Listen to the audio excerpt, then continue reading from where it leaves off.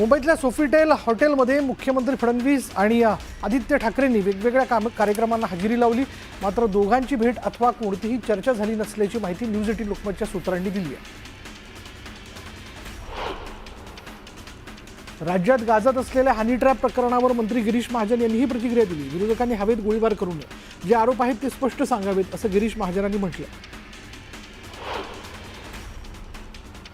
कुणबी प्रमाणपत्र रोखून धरू नका असं आवाहन मराठा आंदोलक जरांगे पाटलांनी मुख्यमंत्र्यांना केलं। प्रमाणपत्र वाटप रोखण्याचे फडणवीसांनी शिरसाटांना आदेश दिलेत असा आरोप जरांगेंनी केला। राष्ट्रवादीचे प्रदेशाध्यक्ष सुनील तटकरे यांच्या वक्तव्यानं पुन्हा चर्चांना उधाण आलंय। दोन्ही राष्ट्रवादीच्या विलीनीकरणाची वेळ आल्यास भाजपच्या वरिष्ठ नेतृत्वाशी बोलावं लागेल असं तटकरे म्हणाले। अजित पवारांमुळे सोलापूर जिल्ह्यात राष्ट्रवादीची वाट लागली। अजित पवारांमुळेच मोहिते पाटील शरद पवारांपासून दूर गेले असा आरोप करत खासदार धैर्यशील मोहिते पाटलांनी अजित पवारांना डिवचले।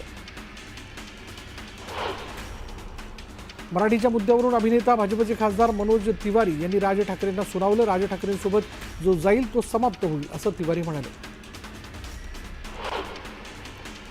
कोविड काळात औषधं, ऑक्सिजन चोरलं, भूखंड बिल्डरांच्या घशात घातल्याचा आरोप वनमंत्री गणेश नाईक यांनी केला। या सर्वांचा हिशोब निवडणुकीत घेतला जाईल असा इशाराही गणेश नाईकांनी दिला। बैठका बोलवायच्या आणि दुसऱ्यांना चोर बोलायचं, जनतेला माहिती आहे की चोर कोण आहे ते, अशा शब्दात आमदार मंदा म्हात्रेंनी गणेश नाईकांवर जोरदार पलटवार केला आणि त्यामुळे नवी मुंबईतील भाजपमधील अंतर्गत धुसफूस समोर आली। एकनाथ शिंदेंनी कोकण उद्ध्वस्त केला असा आरोप शिवसेना उभाटा पक्षाचे नेते विनायक राऊत यांनी केला आहे। कोकणाच्या 5 जिल्ह्यांमधील 593 गावांमध्ये विशेष नियोजन प्राधिकरण केल्याचा GR काढून कोकण गिळंकृत करणं हा एकमेव डाव असल्याचा आरोप राऊतांनी केला।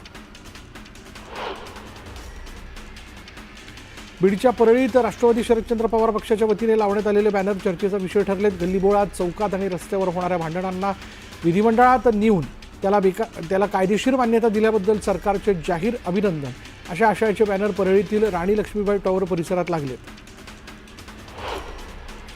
पुण्यात शिवसेनेकडून बॅनरबाजी करण्यात आली। ही बॅटरी लवकरच संपणार, कारण ही घराणेशाहीवर चालते अशा आशयाच्या बॅनरमधून आदित्य ठाकरेंवर टीका करण्यात आली।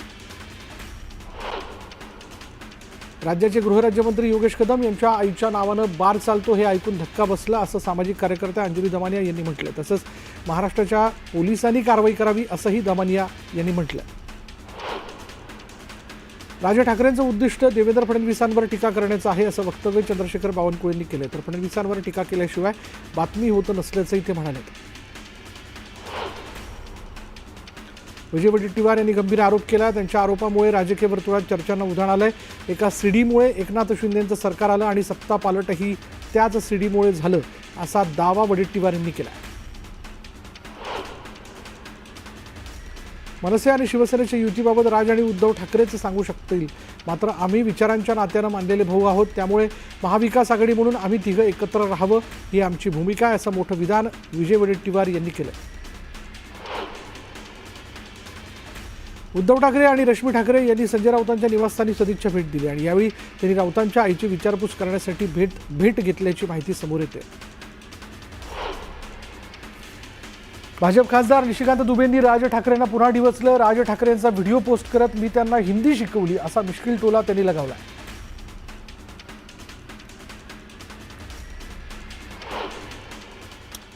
आता बघूयात, लोकसभा निवडणुकीत एकीच बळ दाखवत महायुतीला धोबी पछाड देणारी महाविकास आघाडी स्थानिक स्वराज्य संस्था निवडणुकीत दिसणार की फूट पडणार हा सवाल निर्माण झालाय।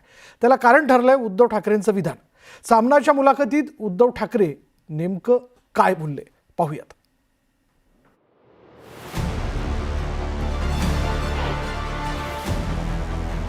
ही जी काय तुतू मैमे झाली ही स्वीकारली पाहिजे।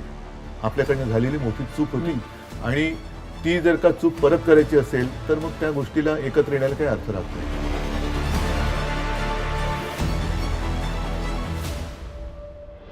शिवसेना उद्धव बाळासाहेब ठाकरे पक्षाचे प्रमुख उद्धव ठाकरेंचं हे विधान महाविकास आघाडीच्या अस्तित्वावर प्रश्नचिन्ह लावणार आहे।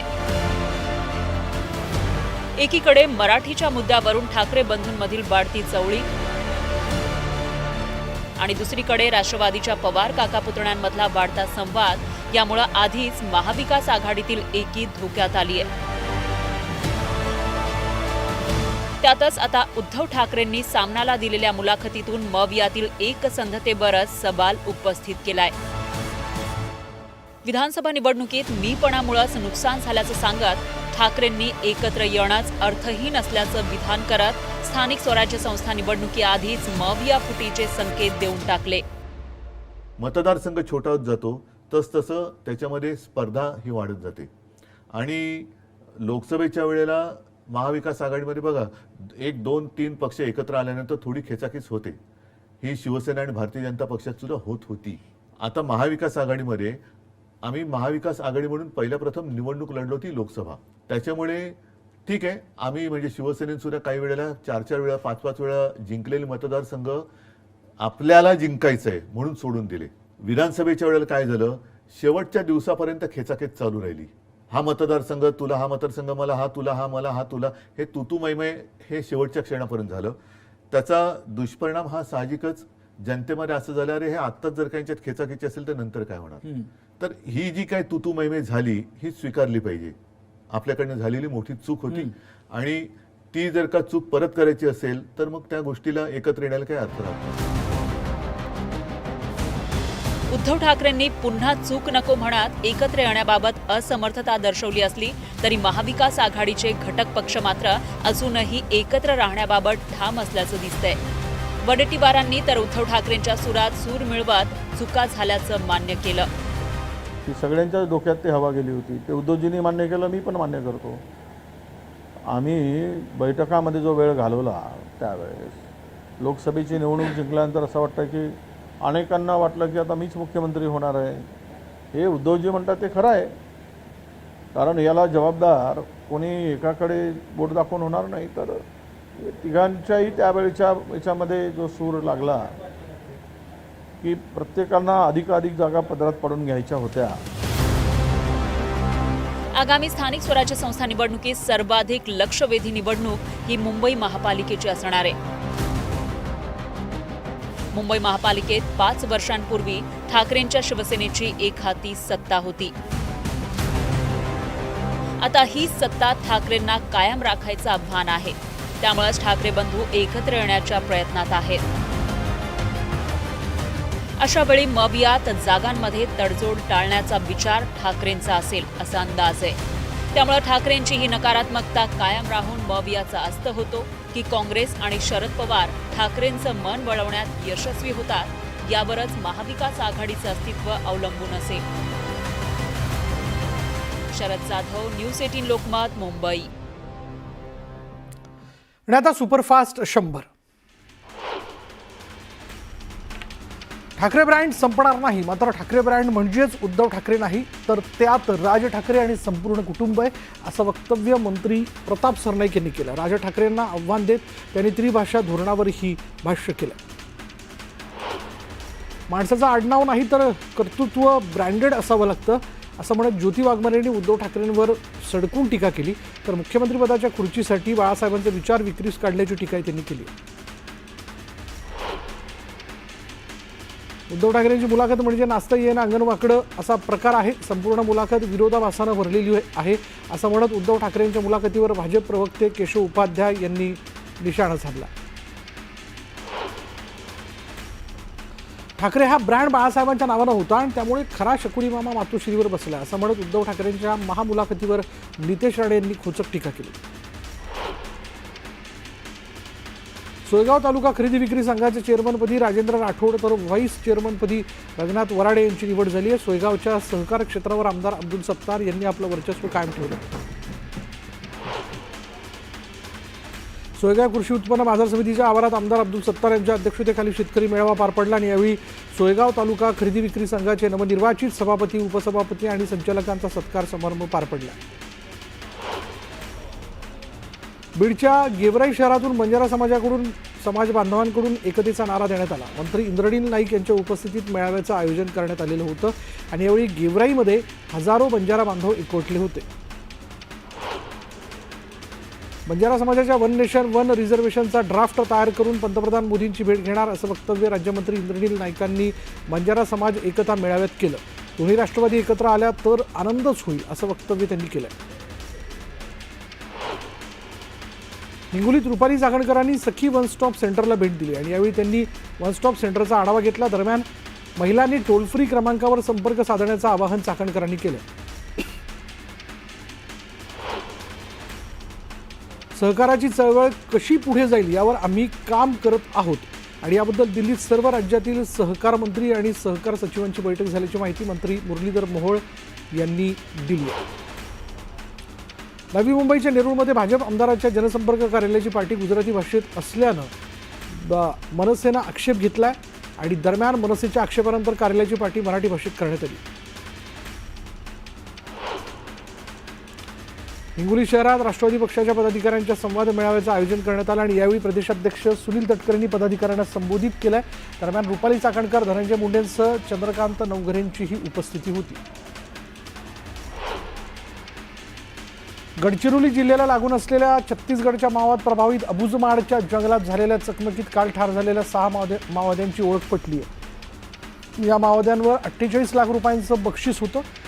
6 माओवाद्यांपैकी 4 महिला माओवादी आहेत आणि राहुल पूनम, पुंगी ताटी, मनीषा ताटी मीना, हरीश उर्फ कोसा, कुडाम बुदरी असे या 6 माओवाद्यांची नावं आहेत. ऑटो आणि कॅब चालकांचा बंद मंगळवारपर्यंत स्थगित करण्यात आला. मंगळवारपर्यंत सरकारला वेळ देऊ. मंगळवारी मागण्या मान्य झाल्या नाहीत तर बुधवारपासून पुन्हा बंद पुकारण्याचा इशारा देण्यात आला. भाड्या आकारणी सरकारी दराने केली जावी अशी मागणी चालकांनी केली आहे. सांगलीच्या इस्लामपूरचं नाव ईश्वरपूर करण्याचा निर्णय घेण्यात आल्यानं महायुतीच्या कार्यकर्त्यांनी आनंद साजरा केला आणि यावेळी सदाभाऊ खोत यांच्या उपस्थितीत मिरवणूक काढत जल्लोष करण्यात आला. बीडमधील महादेव मुंडे हत्या प्रकरणातील आरोपी अद्याप सापडलेले नाहीत. या विरोधात महादेव मुंडेंच्या पत्नी ज्ञानेश्वरी मुंडेंनी आक्रमक भूमिका घेतली. यावर काल मुख्यमंत्र्यांनी सभागृहात माहिती दिली.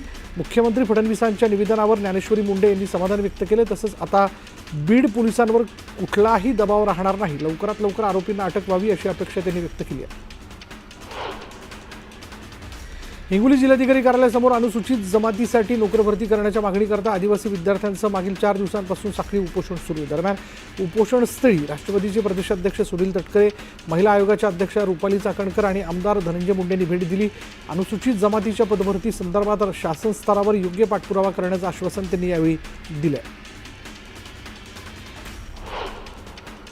पोलादपूर महाबळेश्वर दरम्यान आंबेनळी घाटात दरड कोसळली. पोलादपूर तालुका हद्दीतील चिरेखिंड परिसरात दरड कोसळल्यानं वाहतूक काही काळ बंद झाली होती.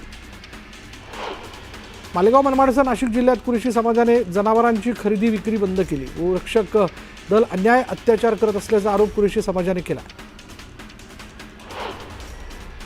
लासलगाव मनमाडसह नाशिक जिल्ह्याच्या बाजार समितीत कांद्याच्या दरात घसरण सुरूच आहे. कांद्याला सरासरी 1100 ते 1200 रुपये इतकाच दर मिळत असल्यानं शेतकरी हवालदिल झाला. बांगलादेशमधील कांदा निर्यात बंदीचा राज्यातील शेतकऱ्यांना फटका बसतोय. निर्यात बंदीमुळे कांद्याच्या दरात घसरण झाली आहे.